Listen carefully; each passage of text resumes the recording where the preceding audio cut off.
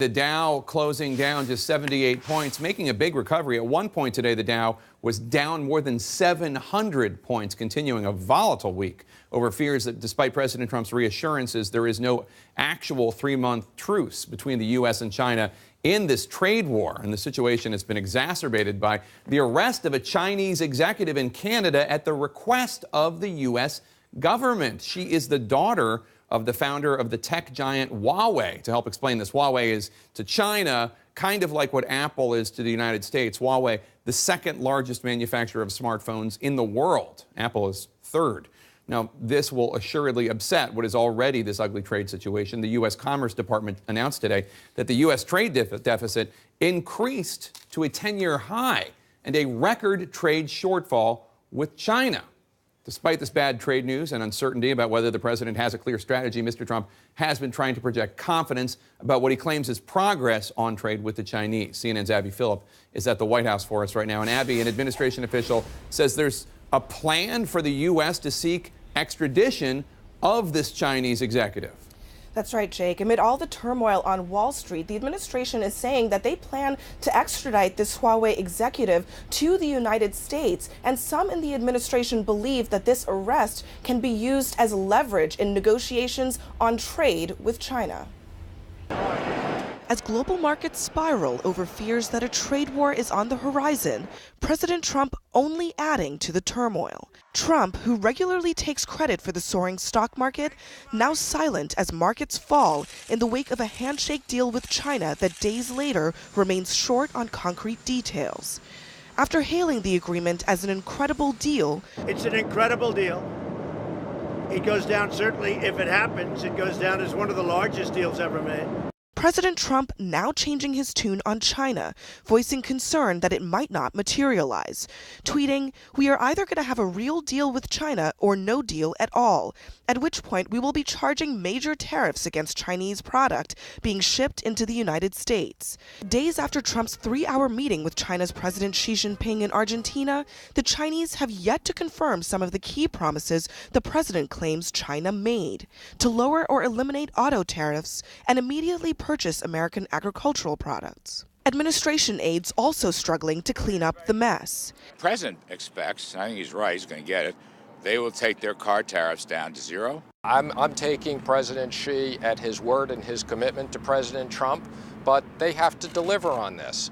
All this as the U.S.'s trade dispute with China takes a dangerous turn.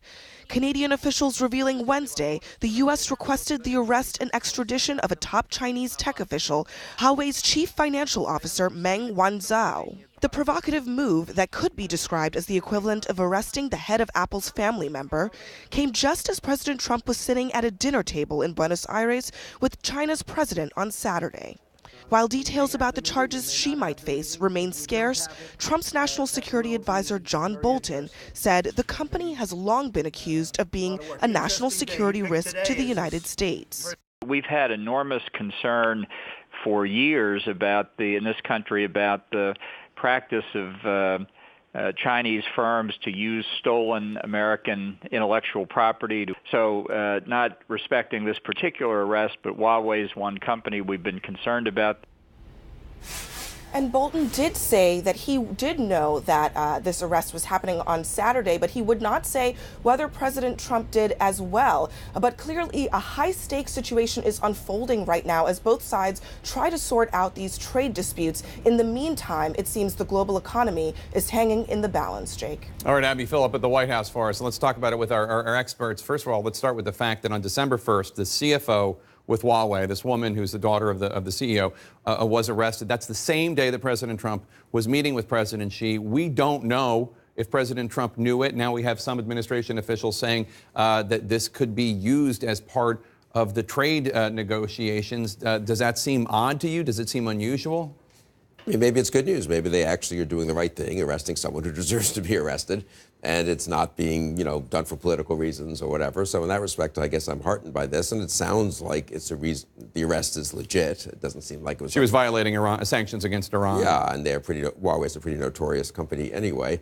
I would point out China is incidentally holding American citizens who are not guilty of anything right now, relatives of people who are from China, they're of Chinese descent, and relatives of people in China who are accused of things. So maybe it's not a bad thing diplomatically to do. So I would separate, what I think are foolish trade policies and other policies towards China, which may be questionable. This strikes me as being, until we know more, maybe a reasonable thing. I do feel like there used to be an anchor on CNBC who ran the Kudlow report who would say that markets don't like abrupt escalations in economic and trade policies. I remember him. Yes, I believe he works at the White House right now, and his name is Larry Kudlow. This feels vengeful.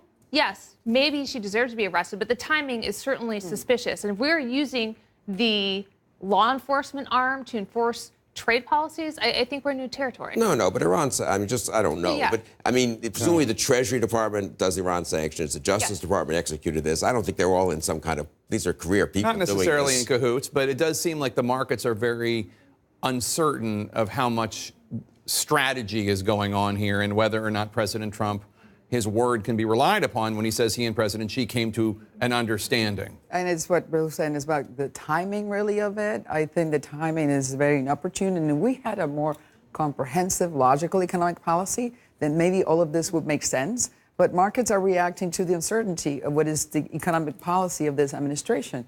The president would tweet and the markets would react. She's not just anyone. Let's just not forget who she is. It's almost like if Steve Jobs was running Apple and his daughter had been arrested in China. Of course, it's going to have consequences to the market.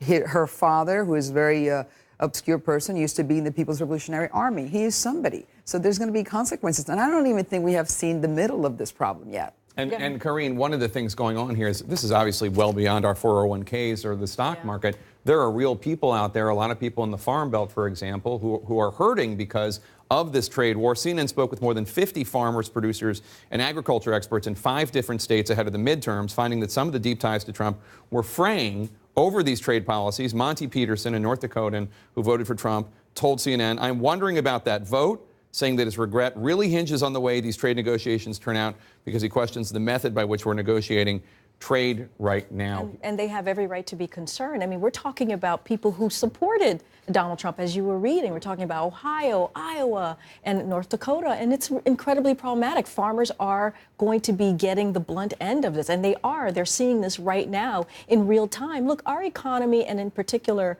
the stock market, they thrive on stability, and we're not seeing that right now. Donald Trump is doing everything the opposite of stability, and it's through his erratic behavior, his tweets, his lack of comprehensive policy, and it is incredibly problematic. And so, it's going to be, it's scary to see because he's using his Twitter, the tirade that he's doing on Twitter to fight a trade war. And that's just, it's not going to work. Well, what's interesting on the about politics of this, a group I'm involved in, Defending Democracy Together, did some polling in Iowa and New Hampshire to see what opportunities there might be for a primary challenge to Trump, which is uphill now, but less impossible than people think. In Iowa, somewhat to our surprise, we tested a bunch of issues.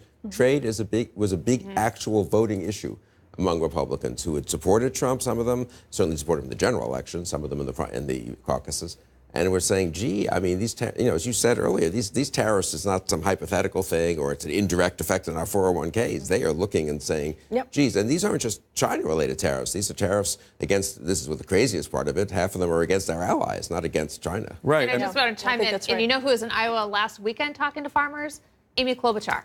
And I think they are ready to make hay of this. And Trump is not going to get a free pass. And all these Democrats are going to those farm states. That will be a key argument. And, we talk about how the market likes stability, which is true. President Trump, in the last few days, has written 13 tweets about China and trade policy since Monday. That seems to suggest that he understands that there are people out there who are worried about this. He's trying to reassure them. That's been the tone and tenor of the tweets.